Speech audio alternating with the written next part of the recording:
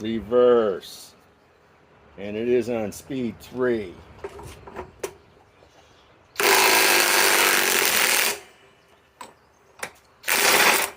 No problem. Okay, now tighten.